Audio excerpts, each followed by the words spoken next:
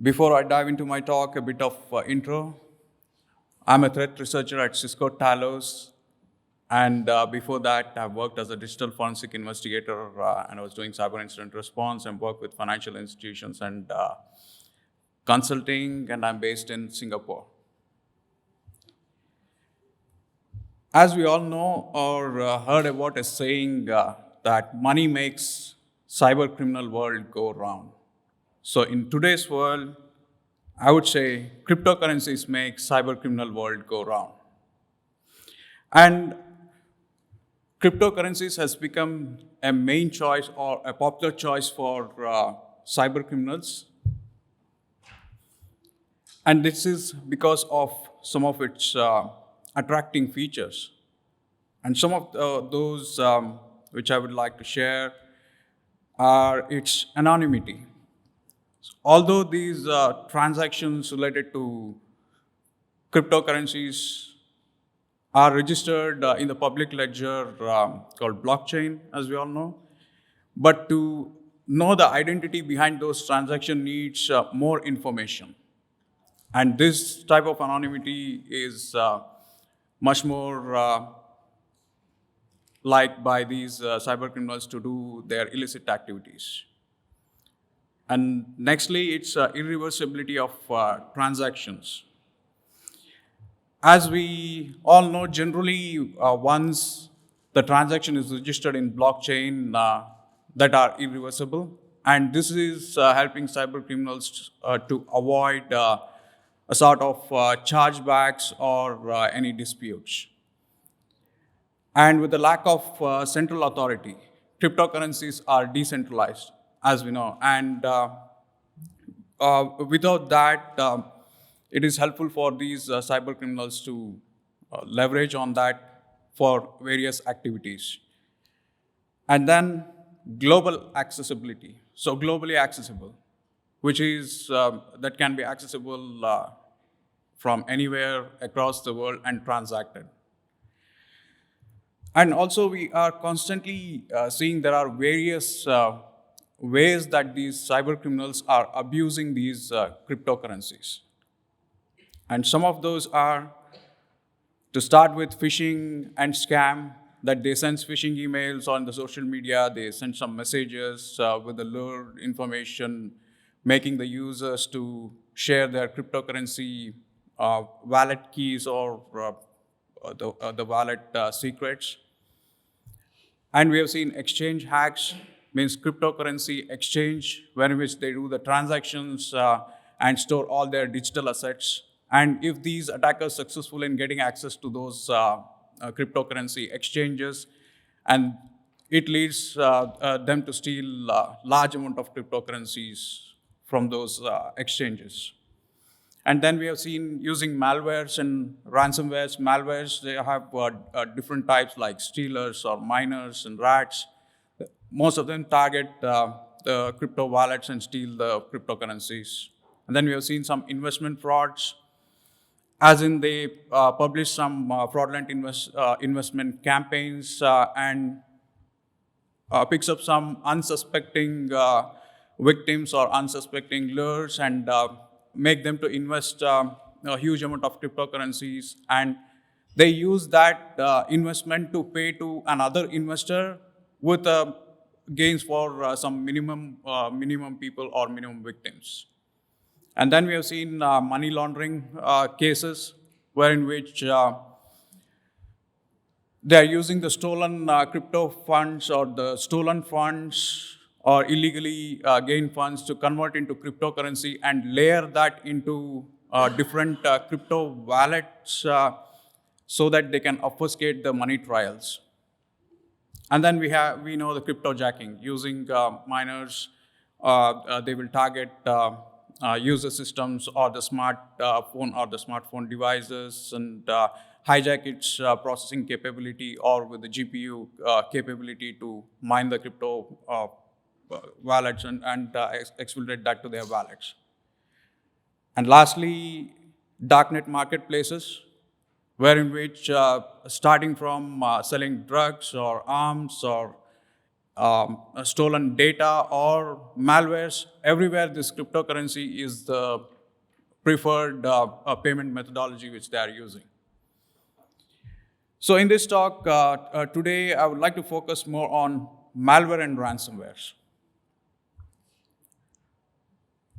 We detected or we discovered a malicious campaign which was ongoing since last December 2022.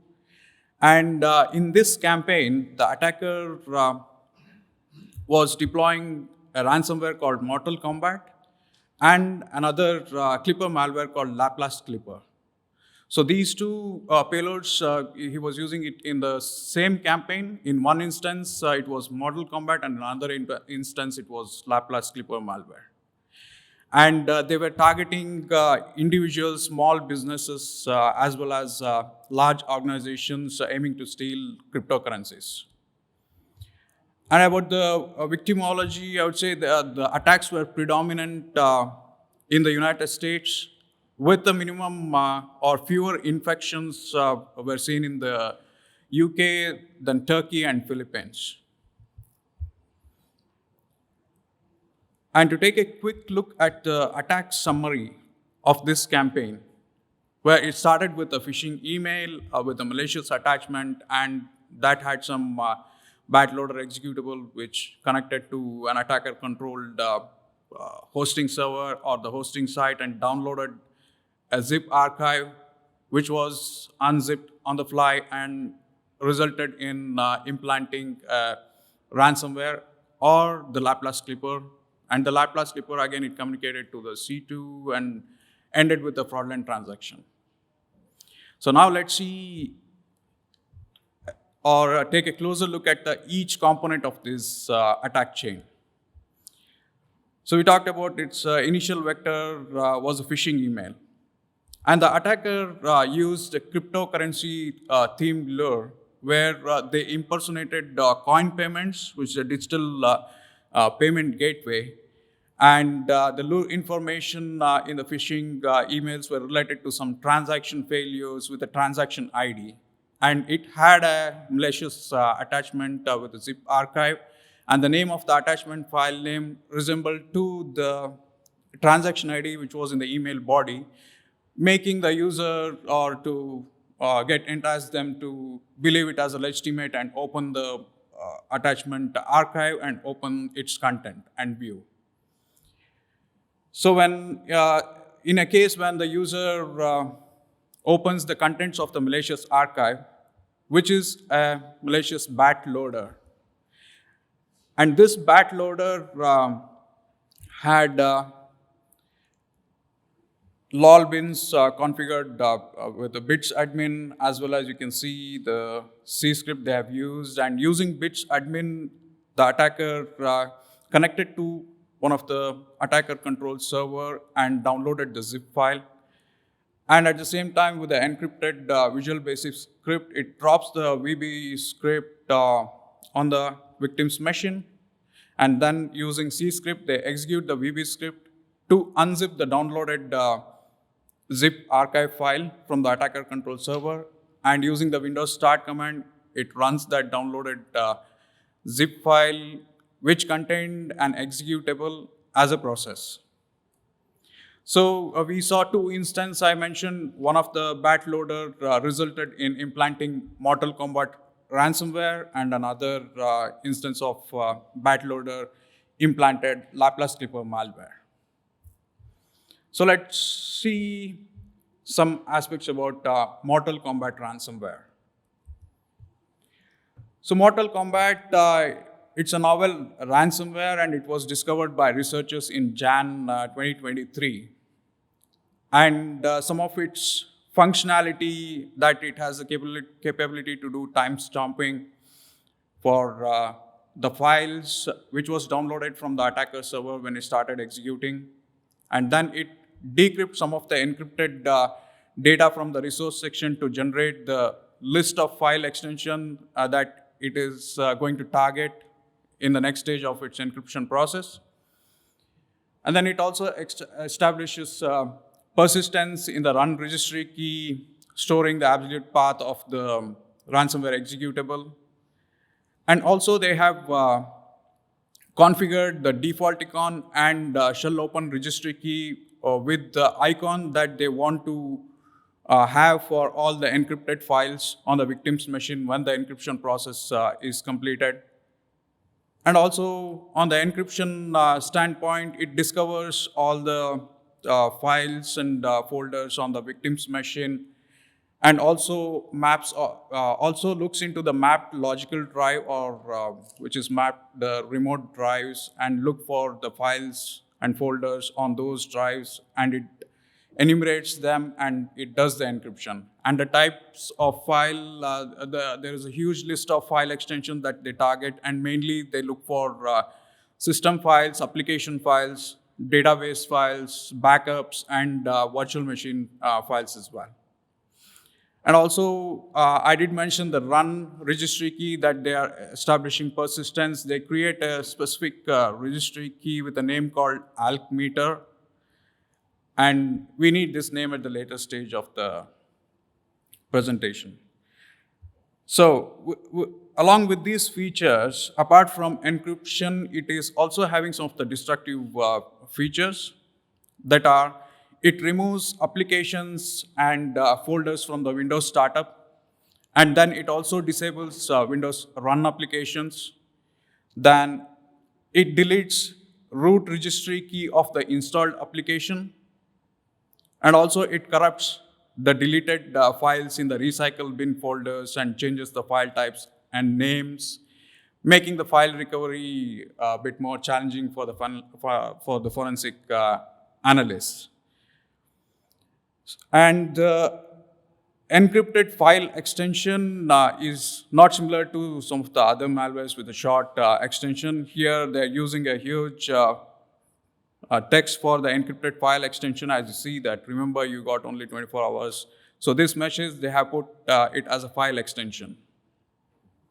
So apart from these features, Mortal Kombat also changes the victim's machine's wallpaper and displays the ransom note.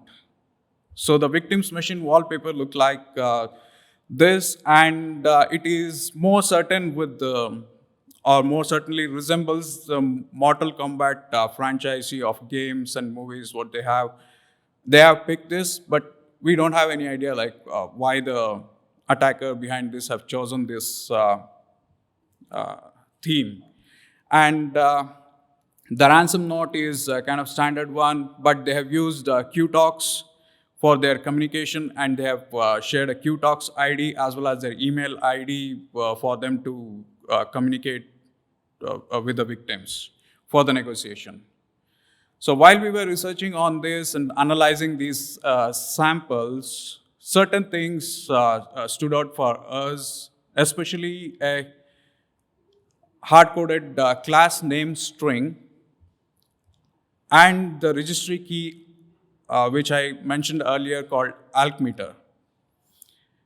And we thought that we have seen this earlier, and when we pivoted that, and then we could see the samples that were related to XOR IST ransomwares.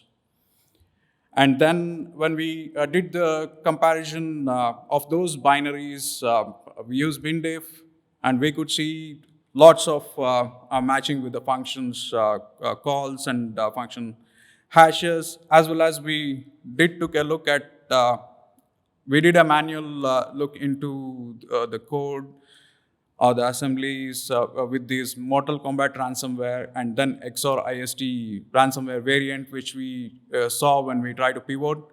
And also, we took a sample, or we generated a vanilla version of the XOR IST ransomware from one of the leak builder, which is available publicly. And then we compared that, and we saw the matching with the class name string XOR157, and as well as the alchmeter registry key, which was consistent across these three variants, which we saw and analyzed, which allowed us to assess that this Mortal Kombat ransomware is an XOR IST ransomware variant.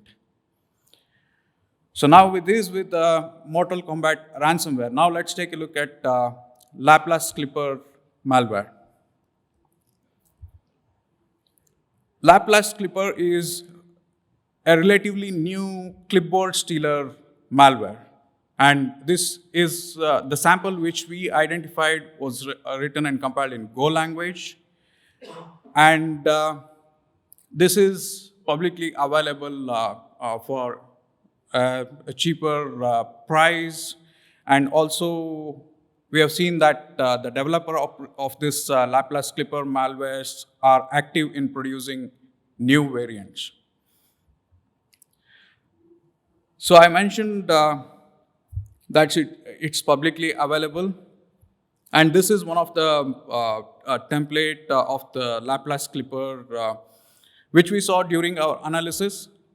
But the developer is keep changing the look and feel of these templates or the login page of this Laplace Clipper site where they are selling this Clipper malware. And before we the sample which we identified was Go variant. But before that, there was a .NET variant. And in the Telegram chats, we saw that they are going to decommission the .NET variant, and they have created C++ variants which were available in exe and DLL format, with an addition of some new features such as it automatically detects the victim's crypto wallet balances. So with this, let's see some of the features of this Laplace Clipper malware and how it functions when it runs on the victim's machine. Firstly, it has some of the encrypted strings encoded, and it uses a decryption routine where it first decodes the base 64 encoded string, and then it decrypts using a single byte XOR. And in this case, the XOR key was hex 3F. And it uses the decrypted string to do further actions. Like it uses one of the decrypted string name to create a folder, and it uses another decrypted string name to create the executable file, because this malware also establishes persistence by copying itself into the application data temp folder with the name which it got decrypted from one of the encrypted strings. And it also generates one of the key that it uses to communicate to the C2 server. So with this, it also creates a Windows task that it configures to run every minute for 416 days on the victim's machine, and it targets various cryptocurrency wallet addresses. So if you see how it functions, or the functionality cycle, I would say, first, when it will attempt to register the victim's machine to the C2 server where a botnet program is running, and we call it as Clipper bot. So when it attempts to register, it sends the victim's machine's user ID as well as a victim's machine host name, and then it receives a response. Once it receives a successful response for the registration request, then it sends another request to the C2 server to get a list of regular expressions for the cryptocurrency wallet addresses, and it stores in the victim's machine memory. And after doing that, then it starts monitoring the victim's machine clipboard. And when there is a data, or when there is a information in the victim's machine clipboard and it compares with the regular expression that it has downloaded and saved in the victim's machine memory, and if there is a match of any of the cryptocurrency wallet addresses, it exfiltrates that wallet address to the C2 server, and the Clipper bot, which is running on the C2 server, will generate a look-alike wallet address which is controlled by the attacker, and sends it back to the victim's machine, which overwrites the victim's machine clipboard. And if the victim doing a cryptocurrency transaction, if he doesn't notice the changes which has happened, it will lead into fraudulent transaction. And the lookalike wallet address, we are going to see in the coming slides, the first few characters are almost the same. So usually the crypto wallet addresses are huge and it's hard to remember, and the chances of getting unnoticed is very high in this case. And if we take a look at the communications between the Clipper malware and the Clipper bot, like I said, the first stage, it registers the Clipper bot, register the victim's machine with the Clipper bot. And then the URL it uses, which you can see, clipper.guru, is the domain which we found for the C2 server, which the attacker was managing. And then it uses desktop name as well as the user ID, and with the key which I mentioned. This key was generated by decrypting the encrypted string during the decryption process. And this key is unique for each victim, that each sample or the different sample which we try to analyze had generated different keys. And then nextly, it receives or it sends another request to retrieve the regular expression patterns from the C2 server. And also, it exfiltrates wallet addresses using this URL with address space containing the victim's address and with a key, as usual, that I mentioned. And the list of regular expression patterns which supports varieties of cryptocurrencies, which I mentioned, which we can take a look at it here with the Dash, Bitcoin. And this list, we have seen while we are doing research that this list weren't constant, or I would say in some of the samples which we analyzed, the list of cryptocurrency was limited, and in some of the samples which we can see, there were more type of cryptocurrencies. And also, I did mention in the Telegram chat, which we saw that they have made some additions for different cryptocurrencies like Polygon and all, which in their chat they mentioned that recently they added the regular expression to identify those cryptocurrency wallets as well from the victim's environment. And with this sample, while we were analyzing, we tried to look or do a test to see how the wallet address will get generated, which looks similar to the wallet address that victims have. So we created a few dummy wallet addresses with no values or no cryptocurrencies in that. And then while doing an analysis, when we sent to the C2, and during the time the C2 was responsive, and we got back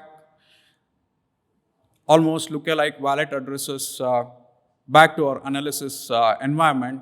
And you could see the difference here on the left-hand side, the wallet address that we sent from the analysis machine, and on the right-hand side, the wallet address which we received from the crypto bot. And if we see few bytes or a few digits in the beginning, which are almost the same, and it's a very high likelihood that it might get unnoticed for a normal user or an individual who is doing a cryptocurrency transaction, wherein which you just copy the wallet addresses which you want to do the transaction and paste it on the transaction page.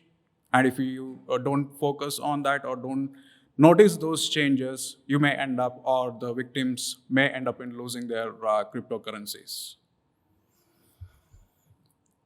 And before I conclude on the takeaway, which I would suggest to stay vigilant, especially to be more cautious when dealing with cryptocurrency activities, and also use secure wallets. And for the individuals, it's good to follow best online practices or online hygiene with some detection engines, or I would say the antivirus software to be installed, which takes care of either blocking malicious domains or the malicious traffic, or detects the binaries which got downloaded, which also has some of the behavioral protection kind of abilities. With this, I would conclude my talk today, and I would like to know if there are any questions.